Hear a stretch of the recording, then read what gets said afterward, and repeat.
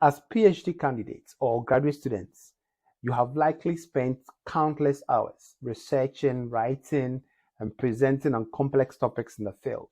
But even the most knowledgeable and accomplished students have weaknesses. The tell me about your weakness question can be intimidating in a PhD interview, but it's an opportunity to showcase your self-awareness and commitment to personal and professional growth. So step one, you need to be honest. Step two, focus on self-improvement. Step three, use specific examples.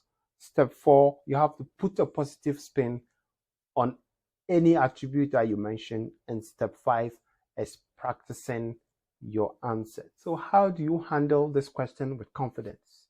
Well, in this video, I'm going to show you exactly how you can handle this question like a pro, following 4 steps and a bonus step at the end. I'll also throw in a comprehensive response for one of the weaknesses that you can easily adapt. Let's dive in. Hi everyone, my name is Dr. Banda Khalifa. I am a PhD student at the Johns Hopkins Bloomberg School of Public Health. I was also a Hopkins MPH and MBA SOMA scholar. On this channel, I share strategies to help empower prospective applicants and graduate students to break the academic and personal developmental barriers. If you're new, kindly subscribe, like, share so that others can benefit. Let's get started. Without wasting much time, the first step or the first stage is for you to be very honest with yourself, right? It's important to be genuine and truthful when discussing your weaknesses. No one is perfect, I can tell you that. And it's okay to admit to areas where you may have to improve or areas where you are open to improvement or personal growth. You might say, one of my weaknesses is that I struggle with public speaking.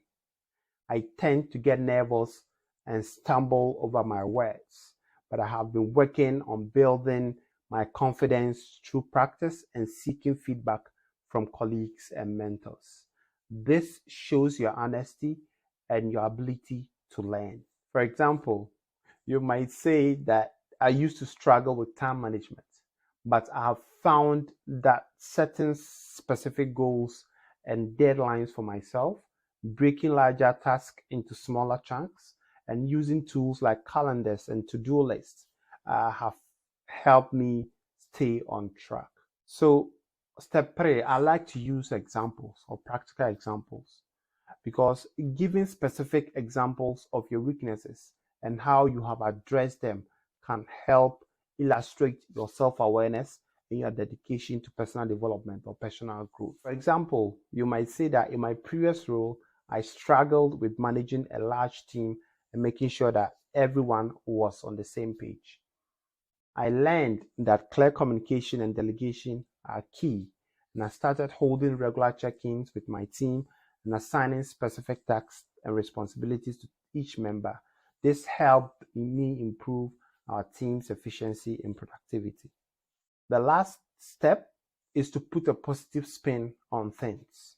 You see, while honesty is important, try to frame your weaknesses in a positive light.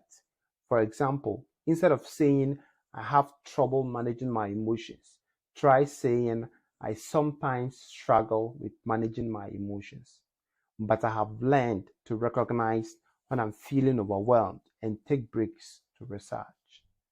I have also found that talking to a trusted friend or mentor or practicing mindfulness techniques improve my emotions. Bonus tip, practice makes perfect, right? This is one of the questions that is like a bonus, right? It's like the interview panel asking you, tell me about yourself. You need to prepare for these kind of questions and you need to be sharp in answering these questions. Let's look at some very bad examples that you can say, or some bad answers. For example, saying, I don't have any weaknesses. This answer is not only realistic, it also demonstrates your lack of self-awareness and humility, because everyone has a weakness. Another bad example is saying, I'm a perfectionist. While it may seem like a strength, being a perfectionist can actually be a hindrance at the workplace. It's important to be able to prioritize tasks and meet deadlines, and being a perfectionist can sometimes lead to unrealistic expectations and inability for you to delegate your task. So let me give you a very bad example of answering this question. For example, saying, I struggle with my temper.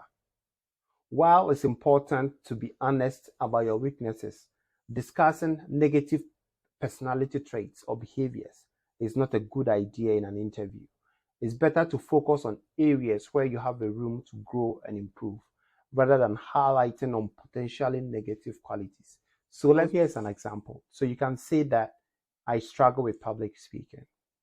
And the way you go about it is to start by saying, one of my weaknesses is that I struggle with public speaking.